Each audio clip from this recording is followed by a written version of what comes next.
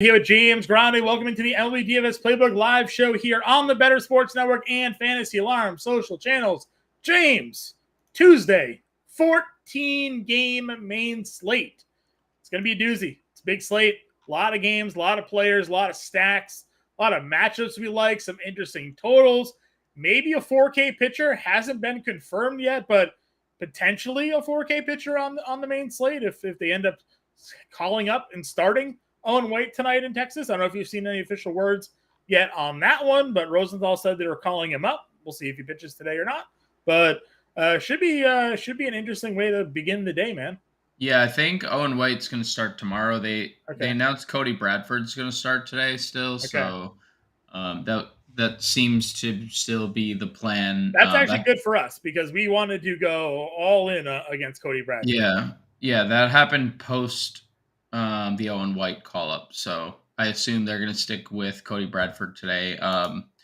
Something light, 14 games, not too many games, I don't think. Only two teams not on the main slate. Not a big deal, not a big slate at all. I think we're actually done here. I think we can sign off, and we've already broke down the slate. There's not a lot to break down, not a lot of teams in action today, John. Yeah. Anyways, joking aside, a lot to get to today, actually. Yeah. I'll quickly go over the weather here. Only one game that we're potentially paying attention to when it comes to weather on this slate, and that is the Pittsburgh-Chicago game. Maybe some rain going to be impacting that one. It's supposed to rain pretty much all day.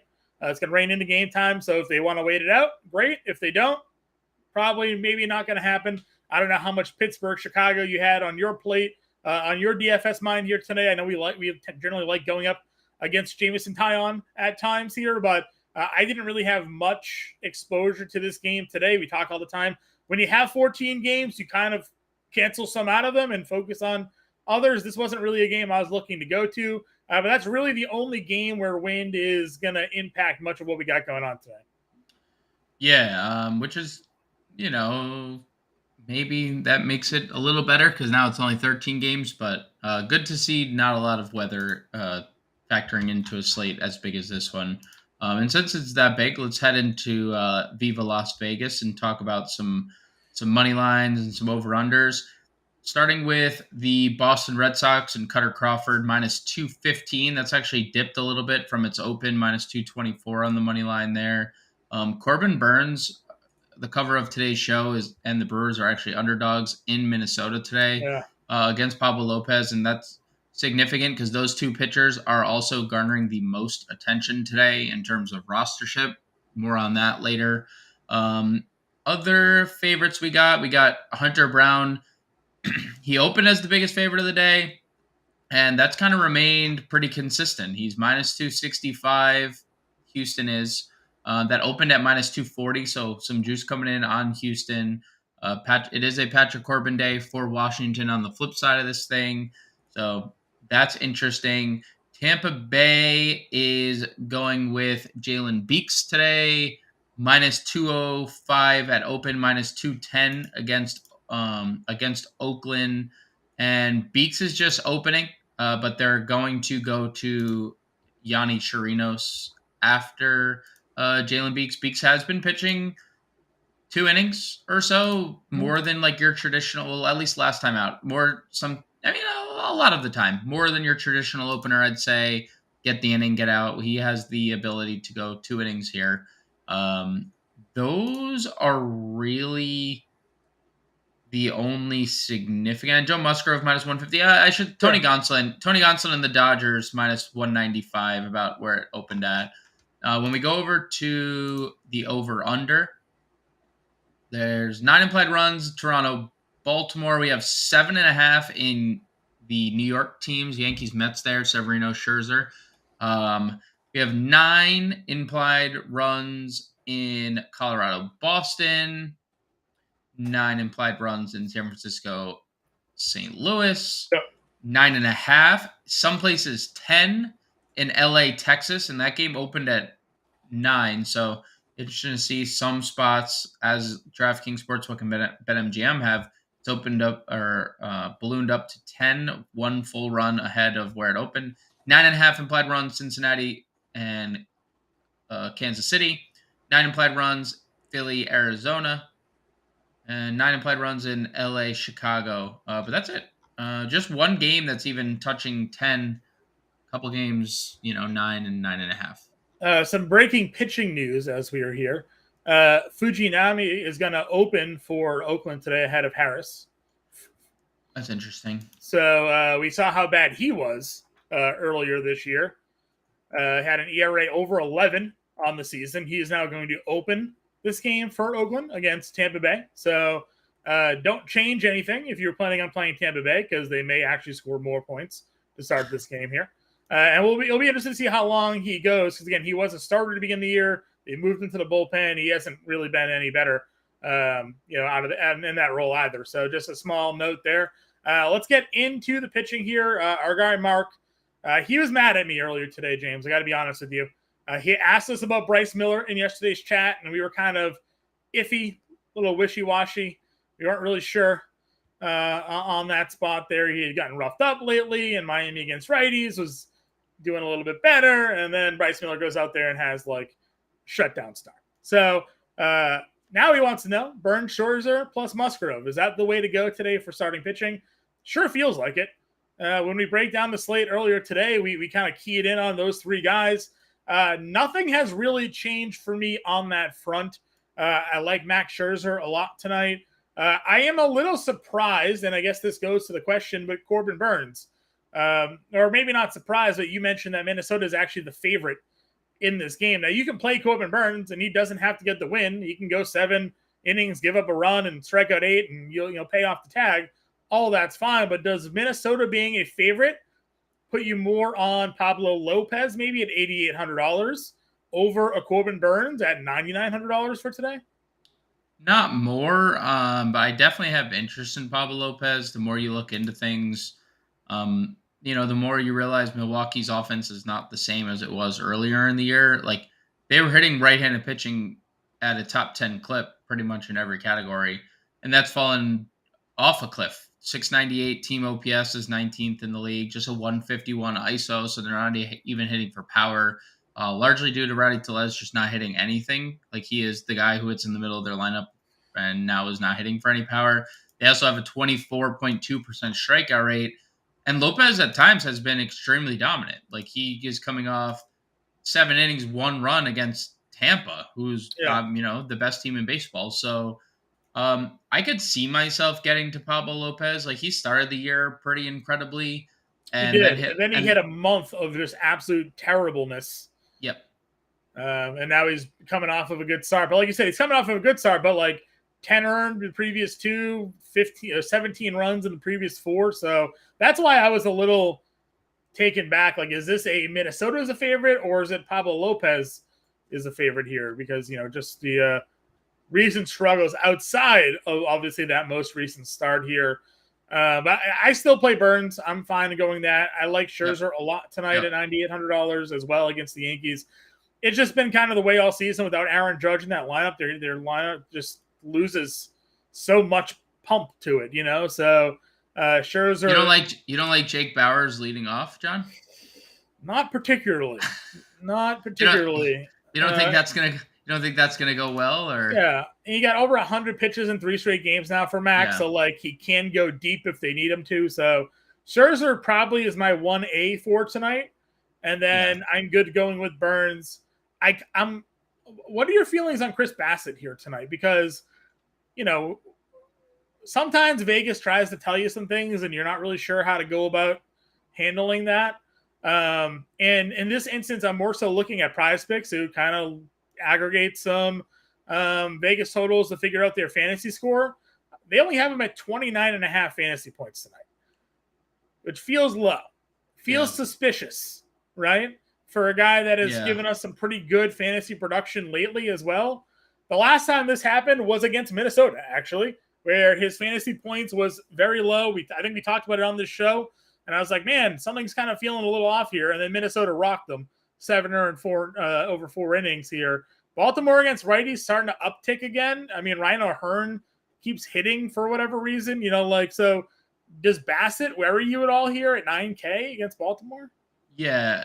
And we've said it kind of all year, Chris Bassett's Achilles heel has been left-handed bats. And if you look at Baltimore's lineup today, the first 4 batters are lefties. 6 of the top 7 are lefties. Yeah. So it's like you have Gunnar Henderson coming in scorching hot. Rutschman still has good numbers against righties. Santander just has power. You mentioned O'Hearn hitting 4th today. He has a 280 ISO against righties. And even the one with the 2 exceptions in their lineup, other than Jorge Mateo, who's just fallen off a cliff and is no longer good. Right. The 2 righties they have in the lineup, Austin Hayes, 340 WOBA against righties. Ramon Urias, 385 against WOBA against righties. So, like, I just think that it's a little scary for me, and I'm okay getting there because Chris Bassett has been really, really good at times and really, really bad at times. Like, he has 40 fantasy points in a game, and he has negative 16 fantasy points. Right. That is a 56-point discrepancy on his ceiling and his floor, right? Like, so, like, I could get there. It's a good ballpark to pitch in Baltimore now. I just worry about all the left-handed bats Baltimore has. Like, for crying out loud, you know me, I'm a Yankees fan. I don't know who out there knows it. Our regular listeners do.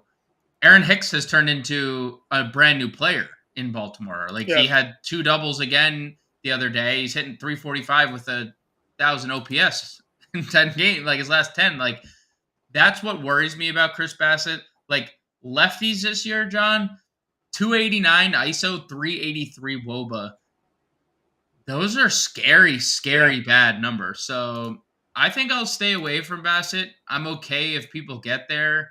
Now, when you talk about ownership, like, nobody's playing him. He's 1% projected, and that's near the bottom half of the list. Like, Scherzer, Lopez, Corbin Burnes, Musgrove, and someone I want to talk about, George Kirby, are the 5 names getting pretty much all of the ownership. And that's because you can play Musgrove. You just play one of those guys, and you just pair him with Musgrove. And that's what you can fit anybody you want in your lineup. Yeah, and that's what pretty much everyone's doing. But I think Kirby is interesting, and we should have probably been on Bryce Miller a little bit more. The fly ball rate was obviously a little bit of a concern. It was Miami's strikeout rate that I think Miami's strikeout rate, yeah, which he had no problem with yesterday.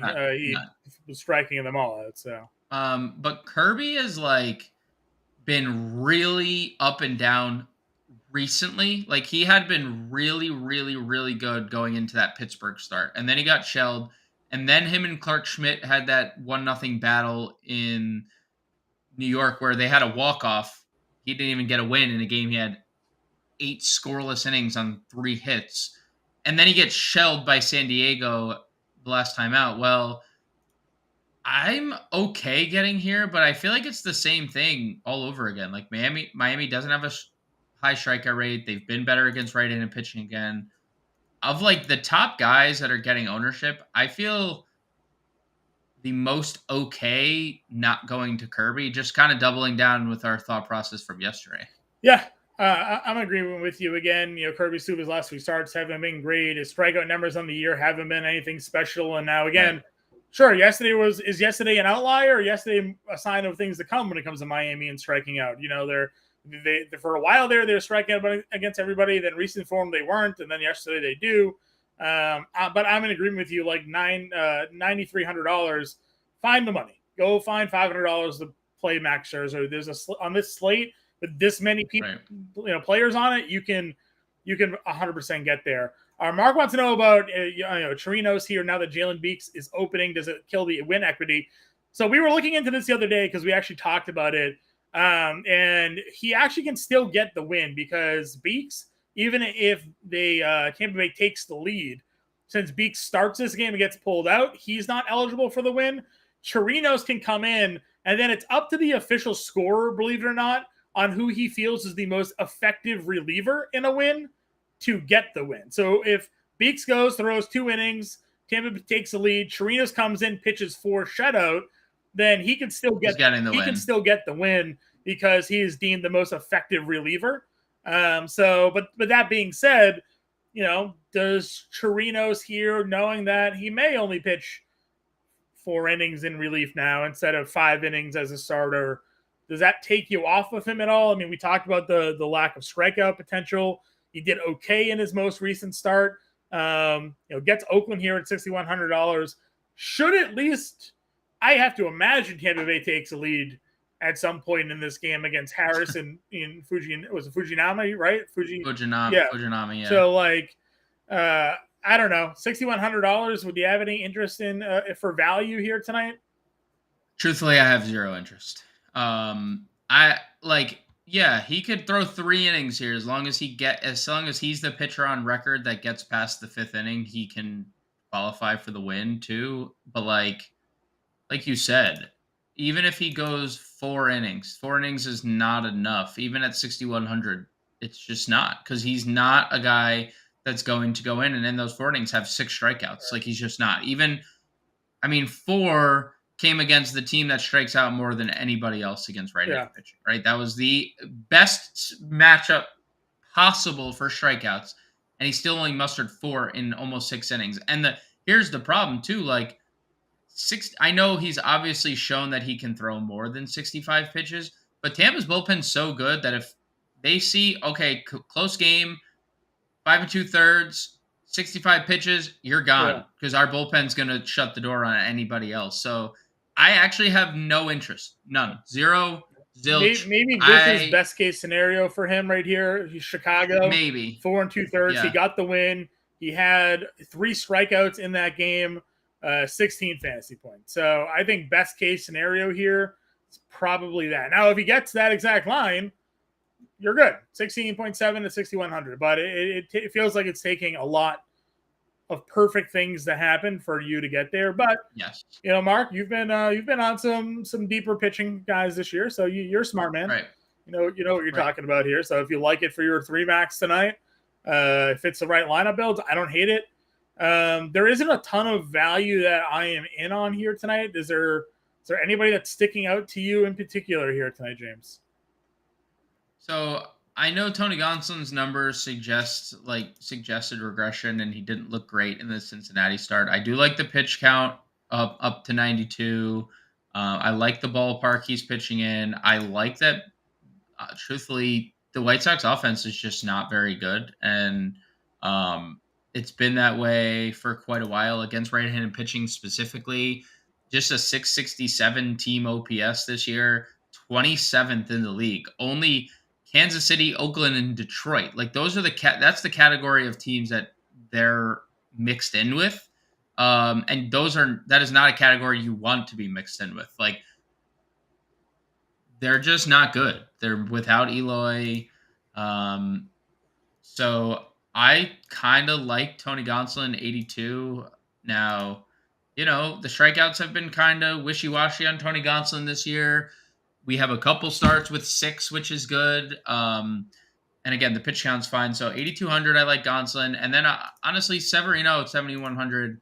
I know he's been pitching poorly, but he's never in his career, which has had a lot of injuries tied into it, has never been a guy to allow this many home runs ever.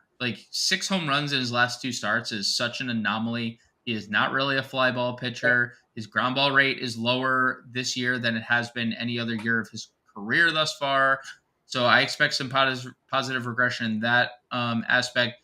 And this game has a 7.5 implied run total with, John, BetMGM, PointsBet, Caesars, FanDuel, plus money on the over at 7.5. On the over. And I know Scherzer obviously facing a lineup with Jake Bauers leading off has a lot to do with it.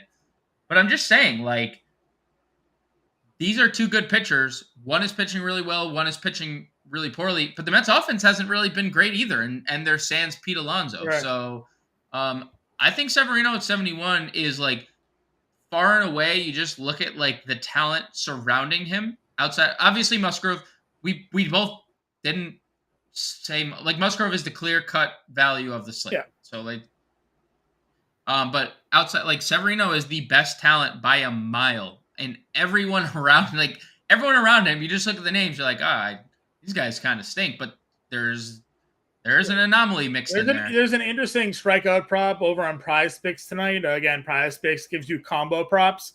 So Max Scherzer, Luis Severino, 12 total strikeouts between the two. I mean, we've seen Scherzer get 8, 9, by himself. He had 10 last start against the Braves. That's what I'm saying, right? Like he can touch that. And Severino is a decent strikeout pitcher when he's healthy and going right here. Right. I saw that. I put it in. I had a pick 6 today, a free pick 6 play. I put the 12 strikeout prop in there. I just feel like that one. I like it. Feels like a good one, right? It just feels like a good spot to go over with Scherzer and Severino. And like you said, Max could go out there and strike out 9 or 10 by himself tonight, and it won't take much for Sevy to hit the over. So I like both of those, and I like the value call there on Severino. The last guy I'll just mention, just because I can't quit him, I'm a little bit of a homer. I do think Cutter Crawford's pretty good, just as a pitcher. His last start, he threw 58 pitches, but he was coming off of a relief outing just a couple of days prior. I feel like they would have extended him a little bit more had that not been the case. Colorado, I don't really feel is all that great of an offense. We talk a lot about that. They scored 4 runs last night. Most of that came off of the bullpen. Nick Pivetta comes in and just gives up runs because he's trash. So I do like Cutter Crawford. I think he's got some interesting strikeout potential. Like if you look at his strikeout numbers, 3 strikeouts in 3 innings, 3 strikeouts in 3 innings, 3 strikeouts.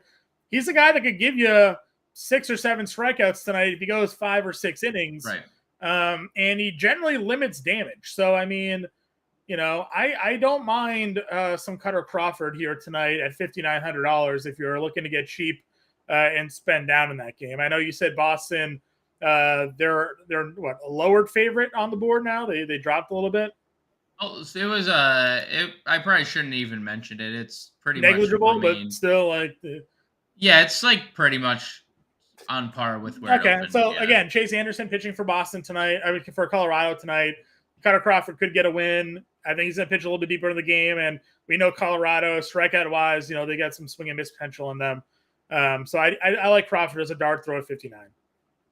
We both went with our homer picks as value, or not bias. There's no biases in fantasy. You can't win money that way. No. All right, let's move on over to the catcher position here then. Talk about our favorite catchers here for the day. You've mentioned, obviously, Bassett struggles against lefties. Rutschman will be hitting from the left side here. JT Realmuto coming off of a cycle. Zach Davies certainly struggles off of lefties, not righties, but at least worth mentioning that he hit for the cycle last night. Jonah Heim is hitting 6th tonight against Berea. Betancourt gets a lefty in Harris at some point in this game. He hammers them. Jordan Lyles is pitching for KC. So we're like, all Cincinnati, like, talk to me, man. Like, where are we going? Top half catcher position tonight. Yeah. JT Realmuto 0 for 13 going in for his last 13. He was the only one that hit Henry last night. It was very annoying because Henry got like 6 strikeouts. He had the ceiling strikeout game we needed from him. He still had like 9 fantasy points, even though he got shelled. So I'll chalk that up as a win for John, calling out the Henry play. This is why, and that is why, John, right there, why strikeouts are king and why I will never play Yanni Chirinos. Back to catcher. That gives up 5 runs, 8 hits, strikes out 6, so 9 fantasy points. Back to catcher. Adley Rutschman for sure in play here.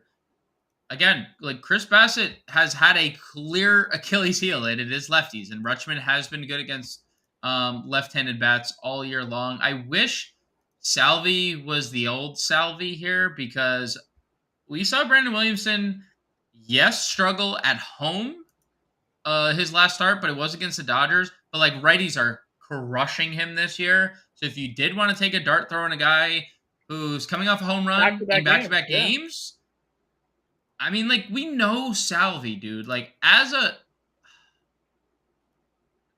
okay. Let me just put this out. I'm going to paint this picture for you, okay? This season, Salvador Perez has an 0.92 ISO against lefties, okay? Last season, Salvador Perez had a 231 ISO against lefties. What happened? Can't see it this year. I don't know. What happened? Like, elite to horrible in one season. So, like, if you think that he can continue the stretch, like, righties have a 294 ISO and a 371 WOBA against Brandon Williamson. So you can get to Salvi. I think both those guys are in play. I'm not probably going to go to Real Muto, but you can if you wanted to play I just Philly. wanted to mention the cycle. That he had the cycle. Yeah. That he had the cycle. I don't know if I love Texas as much as I have recently. I guess where I definitely have interest in like this next crop is Francisco Alvarez, who, yes, I just touted Luis Severino pretty hard, but Alvarez has 4 home runs in his last 5 games. He crushes righties. I'm so happy to see him actually batting second against a righty. It pains me that this is actually happening. Like, and now I understand why Mets are so frustrated. Mets fans are so frustrated with their organization because, like, Luke the guy has save him.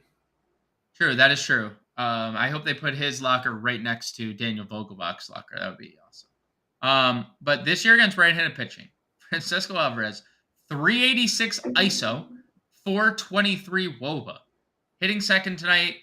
And Sevy struggled against righties. 312 ISO, 448 WOBA. Again, very small sample, just 37 plate appearances, but those are terrible numbers, and Alvarez could capitalize. So I think of this top tier of catchers, it's Rutschman, Salvi, and then I'm headed down to $3,800 Francisco Alvarez. Okay.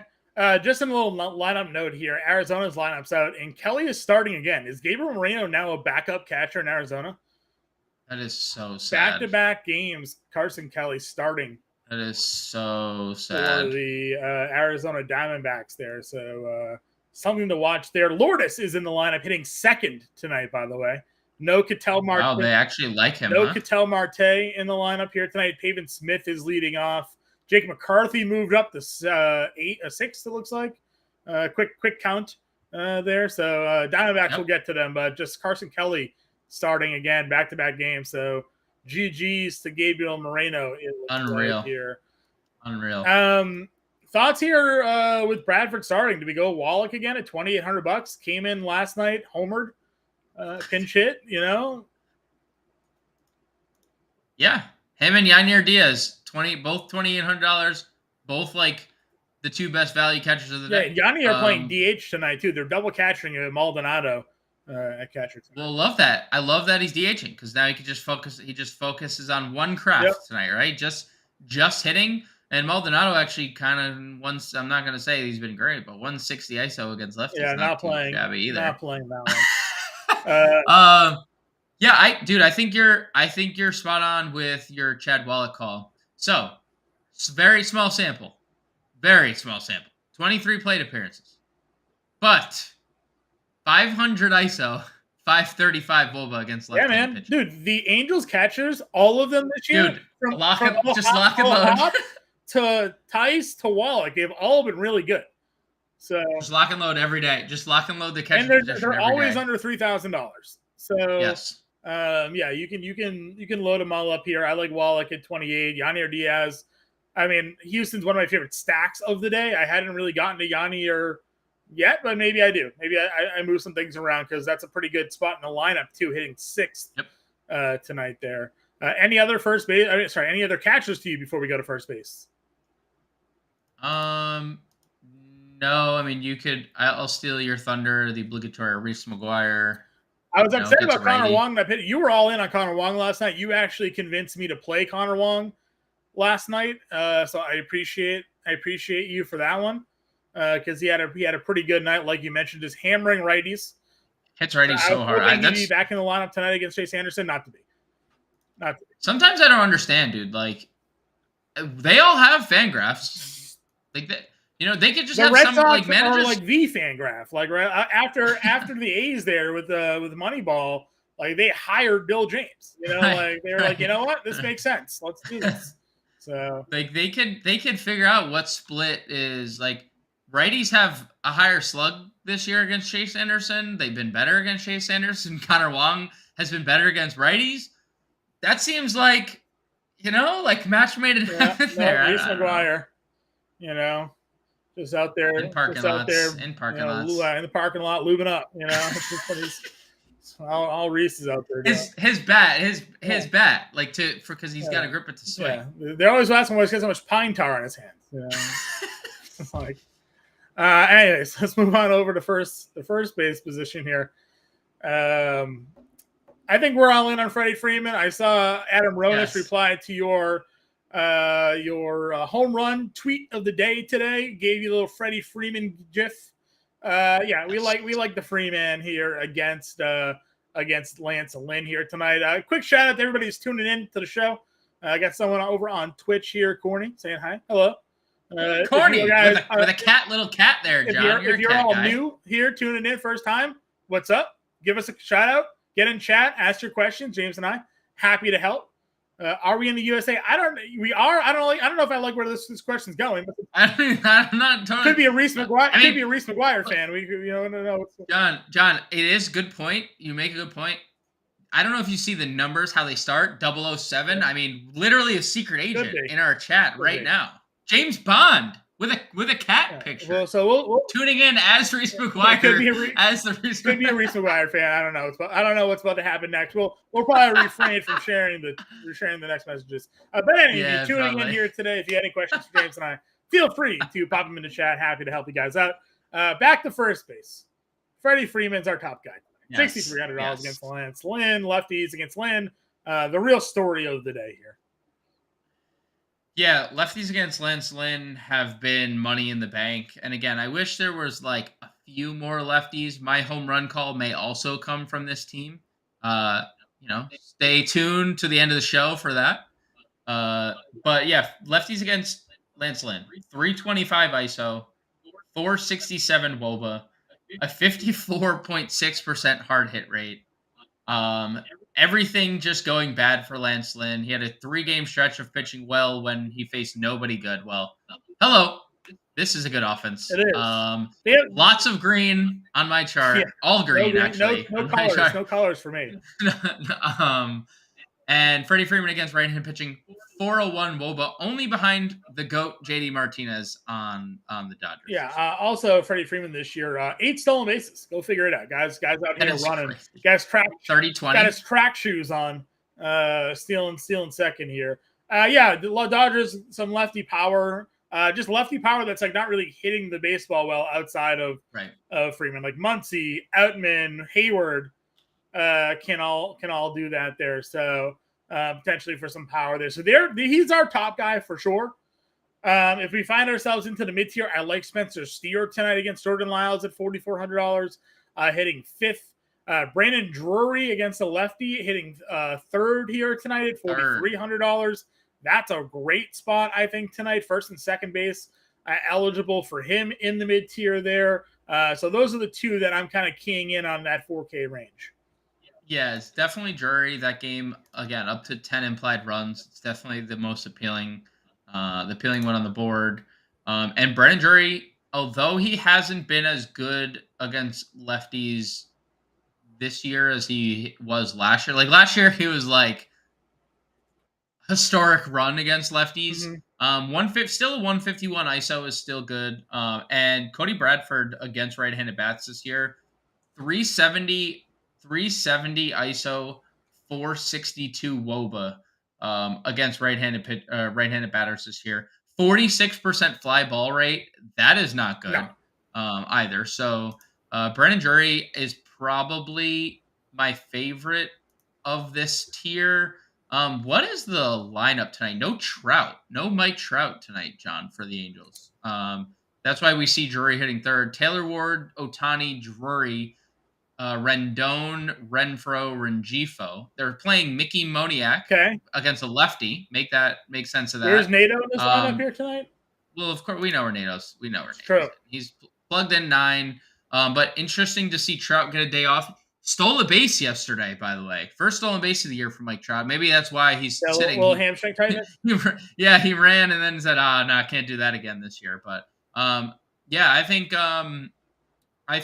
of this tier, it is interesting, Brandon Drury. I will say, John, I'll give a one shout-out to someone we didn't mention at 5,200, and that is Vladimir Guerrero. Dean Kramer for what it's worth, has not really been good against either split. And I know Vladdy is like been very bad. There's been signs of life coming from him a little bit, but Toronto hits righties a lot better than they've hit lefties in the past. And Dean Kramer, 183 ISO to right-handed bats. Like, I kind of like the Blue Jays today. I know that's naive of me because we get that we do this song and dance twice a week, probably, right? Where we're like, yes, Blue Jays in a good spot. They have their implied runs are 5. No one's gonna play them, and then they let us down because that's largely what they've done all year. Well, John, I'm here to have my heart broken again by Toronto. I would have some mild interest in Vladdy Guerrero at 5,200. He's just been so bad. He has been less than stellar, yes. I did see our friend Tom Vecchio tweet out the home run call for him tonight as well on his Twitter account. I think it was like plus 500 or something like that, or something crazy for Vladdy to homer tonight. It might not have been that big of odds, but still, he just hasn't. Nobody ever plays Toronto. They probably don't play Toronto tonight, right? So it could be a value. Could be no, and it's 14-game slate. Like, there's not like one there. We don't even have cores, right? And I don't think there's going to be any one particular team. Maybe the Dodgers that like come in. I'm pulling that up right now to see if we got anything. I'll throw out some value guys that I like here tonight. I do like Jose Abreu coming in $2,900 hitting 5th. Again, gets the lefty righty matchup. And historically has hit lefties really well this year. Obviously hasn't been as great this season, but coming into this game, homers in 2 of the last 3 with 6 RBIs there. Hits in 4 or 5 of the last 7. So maybe starting to heat up, hitting 5th tonight against Patrick Corbin. A really cheap option there. Costas, again, a tough night last night. Hit a ball to a warning track. So again, kind of a little bit of snake bitten there. But $2,600 for him down there in the value range. You mentioned Ryo Hearn hitting cleanup tonight against Chris Bassett and his power numbers against righties, and Bassett struggles against lefties. So there's some guys under 3K tonight that I think are worthy of some lineup consideration. Yeah, O'Hearn is definitely in play. I'll just circle back one more name that I'd have mild interest in is Nolan Jones, 3,800. You can play him in the outfield too. Cutter Crawford has been pretty good this year. Weird ISO against lefties, though. 241 ISO allowed is pretty bad. So lefty power getting to Cutter Crawford. And we saw Nolan Jones hit a home run out of course field the other day. So I would consider Nolan Jones here. Hitting 5th tonight. Yeah, I don't mind that. I saw, again, that was our guy Pete Cole, I think, his home run call tonight. It was his second. He's trying to hedge here. And Pete's been out of the game for a little bit, and he thinks that he could just throw out as many home runs. Net. I mean, what are we doing, Pete? Right. What are we doing? All right, let's move on over to second base then here. Mookie Betts is your top priced second baseman, $6,500. But you got Simeon Estrada there, right up there as well. Talk to me about some of your favorite second basemen on the slate, man. Yeah, honestly, I'm just kind of gravitating towards Jonathan India a little bit, and he's been better against righties from the start of the year. And the one thing that we can definitively say is that Jordan Lyles will, till the day he dies, give up home runs. In his grave, he might give up some home runs. This guy, or something like that, dude. He just it's just what he is. He's not a bad pitcher overall, but he gives up a lot of home runs. And not that Jonathan India is this massive power hitter, but he has been better from the right side this year. And that's been different than it has been in the past. But 161 ISO, 364 WOBA, doesn't really strike out. And Jordan Lyles, 259 ISO allowed to righties, 281 ISO allowed to lefties. That's why predominantly everyone's home run call tonight was Ellie De La Cruz, because everyone thinks he's going yard. Well, I'll say Jonathan India is my favorite spend up at second base today. Slightly ahead of Jose Altuve against Patrick Corbin. And, seeing the Astros actually garner the most ownership is interesting. And it doesn't surprise me either because they're all pretty cheap, especially without Jordan in the lineup. And Altuve, for what it's worth, stolen bases in 2 straight games, John. He's starting to look a little healthy again. Yeah. So I really like India and Altuve up here for me. Those are my 2 favorite as well on the slate or on DraftKings, or it's not DraftKings, over on PrizePicks tonight. I have the over 7.5 fantasy points for Jonathan India. I thought that was pretty low for him there. So I do like that, him hitting third. And then, Altuve coming in at 4,600, hitting second against Corbin. Feels pretty good. Wants to know, can we ignore Altuve's splits last year, Yes. or this year rather, when it comes to Corbin? I think so. His 100. Go ahead. 170 at bats last year against lefties, 304 ISO, 449 WOBA. And that's like his career, basically. Yeah. The Astros this year themselves have just kind of been a weird team, but I'm fine going there. The other one that I'll mention here, and I know that Oakland flipped their starter, but if they do eventually go back to Harris lefty, Taylor Walls this year, we mentioned his numbers against left-handed pitching on the season, and they are insane. And on the year against Southpaws, quickly pulling it up here, I had to close my tabs because Fangraphs likes to break my screen every now and then. 366 batting average, a 683 slugging, and an 1100 OPS against Southpaws on the year. So depending on how long Fujinami goes here, maybe an inning and a half, eventually a lefty is going to come in there for Walls. And he's going to get some at bats. So I like him at 4,400, dual positional eligibility. We talked about Drury as well being second base, potential there for him. Dubon at 3,500 leading off, second base outfield feels like a really good spot for him as well if you're trying to find some value. Anything else for you at the second base spot? Yeah, just Rengifo down there, 2,400 dual eligibility for him as well. I like it, hitting sixth tonight. Another guy that last year was just smashing lefties. So certainly can take a peek at him here tonight. Moving on over to third. Some top end bats here. Devers, Arenado. You mentioned Lynn versus lefties. So Muncy is here. Machado, Ramirez, and Ellie all the way up to $4,700. Good on DraftKings, not waiting too long to bump the price tag here on Ellie De La Cruz. You said he was everybody's favorite home run call. It's got to be your plug and play, but is he your plug and play at third tonight or your shortstop tonight? Well, my home run call is here at third base. I've teased that earlier. Max Muncy is going to be my home run call. Lefties against. Listen, I pick on Lance Lynn every time. You and I scream it from the rooftops and try to tell people to play lefties against Lance Lynn, even if they aren't got to the plate, they're still getting on base. And Muncy's been struggling. There's no doubt.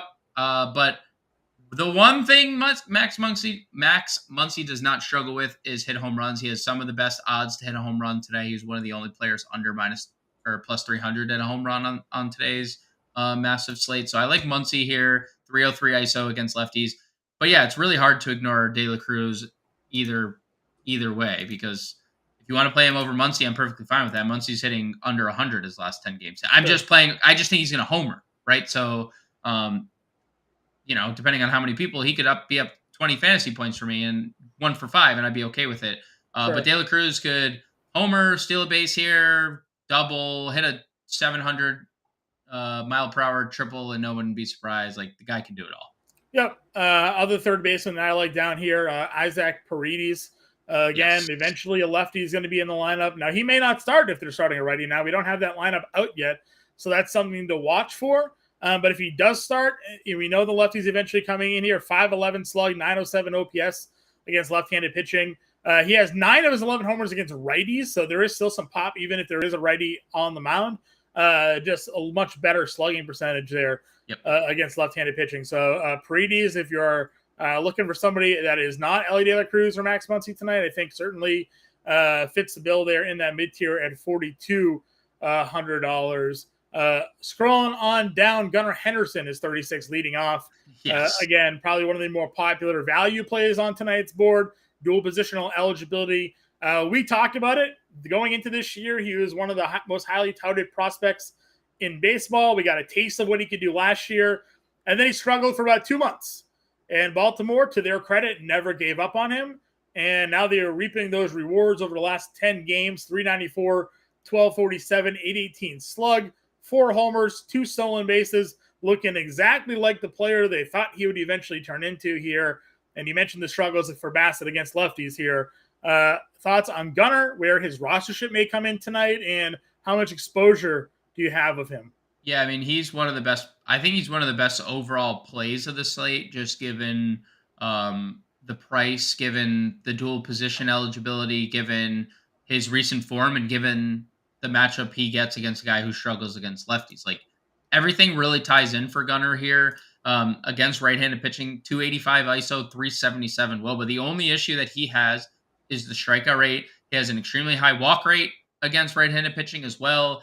I already touted how bad Chris Bassett is against lefties, but I'll run it back again. 289 ISO, 388, 383 WOBA allowed. Really hard not to get to Gunnar. In terms of ownership, he is the second highest position player owned tonight, projected at least. That's behind Jose Altuve, right in front of Ellie De La Cruz. So 3 guys that we just mentioned at the last 2 positions are the 3 highest rostered players of the slate, as they should be, because you can actually play all 3. You could play Altuve, Gunnar, and Ellie in your lineup and move on. None of them are overly expensive. They all have very high upside. They all can steal a base and hit a home run tonight. It wouldn't be surprising. So I think Gunnar is my favorite kind of maybe just per dollar play of the slate at $3,600. Okay, I like that. Only other dark throw that I'll throw a mention on here is Michael Garcia hitting 5th tonight. It's $2,400 here. Any interest righties against Williamson? I know we talked about it. Like they've hit him fairly well. His numbers are all coming against lefties on the year. 48 slug, 820 OPS, 317 batting average. So just a good RBI spot if you want to be super different. Down there could be a place. Yeah, I actually think Kansas City is in a pretty good spot here because they do hit lefties well. They don't hit righties at all, but they hit lefties well. And to your point, Garcia, really good numbers, 175 ISO, so he has some pop against lefties too. Yep. Shortstop position here again. You mentioned Ellie De La Cruz and Gunnar Henderson as top 2 ownership guys. They're also third base shortstop eligible, so you will see them on this slate if you want to go in that direction. But at the top here, you got Wander, again, eventually facing a lefty, but again, Fujinami, ERA over 11, going to be the opener, so Wander can get on, steal a bag, do some damage there regardless. Then Bobby Witt, strong side, is against lefties, and he's hitting 3rd tonight at $5,600. Some power, some speed here. Again, expensive. You got to really commit to the Kansas City stack to get Bobby Witt in your lineup tonight. Yeah, I am definitely interested on Bobby Witt. 242 ISO, 369 WOBA. Doesn't strike out against lefties either. He strikes out a bunch against righties, does not strike out against lefties. Just a 16% strikeout rate there. So I'm definitely interested on Bobby Witt. Brandon Williamson again, 294 ISO, 371 WOBA, 42% fly ball rate, 60% hard hit rate allowed to right-handed bats. Like all really good numbers for Bobby Witt to take advantage of. So of the top tier, if I'm not excluding Ellie De La Cruz, because we've already talked about him, he's definitely my top play. Yep. Thankful that they gave Ellie dual position eligibility because it puts Matt McLean back in the player pool for us here as well. Yes. Again, he's still a little bit expensive at $4,500, but another guy that has some power, has some speed potential if they need to get there, is going to hit at the top of that lineup there against Jordan Lyle. So good on a spot for that one there. Any other shortstops outside of Henderson that we haven't yet mentioned already? Yeah, Zach Nato, 2,800. He is raking right now. He not only double donged, he has now 3 multi-hit games in his last 4, and then to the 2 games prior, he stole a base. So he's showing his versatility and why he was called up. And when he first got called up, leading off for the Angels, he wasn't just like in the lineup. And yeah, they found a good spot for him, hitting 9th. But left-handed pitching has been where he's done his damage. 219 ISO, 389 WOBA, low strikeout rate. And Cody Bradford has struggled in his few appearances in Major League Baseball this year. So I really like Zach Nato quite a bit at $2,800. Yeah, 14-game slates. The biggest struggle that you and I have is like how many lineups can we make, right? Yeah. Because there's so much exposure to players that you want. Yeah. You got to find the right mix going on there. That's probably it for me at shortstop, though. Anybody else for you? No. Alrighty, let's go on over to the outfield then here, James. Pick me out your top outfielders on the slate. Top outfielders on the slate. I mean, if you wanted to play Mookie Betts, can't fault you. If you wanted to play Shohei Ohtani, who double donged yesterday for seemingly, I mean, he's seemingly hitting a home run like every night at this Except point. for when John played him right here. Yeah, I mean, that No, was, sorry. It was this game right here when yeah, the John 1 for 3. played him. Yeah, that The was 1 for 5 night. The one one for for five five. with 2 Yeah, strikeouts. that Yeah. was, yeah, that's tough. Really like Bryce Harper, $5,800. Getting Zach Davies. Davies, you've profiled a bunch, struggles with left-handed Yeah. bats. I really like Julio Rodriguez against a righty. Edward Cabrera is way worse against righties. He struggled mightily all year against righties, and Julio Rodriguez actually 196 ISO against right-handed bats or right-handed pitching this year. Righties against Edward Cabrera, 190 or 179 ISO, 372 WOBA allowed. So I like Julio Rodriguez up here.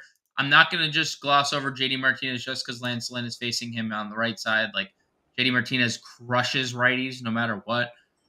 Obligatory Corbin Carroll mentioned because I don't think anybody's gotten him out in the last 2 weeks. Like I'm pretty sure he's been on base every single time he comes to plate. So like Yeah.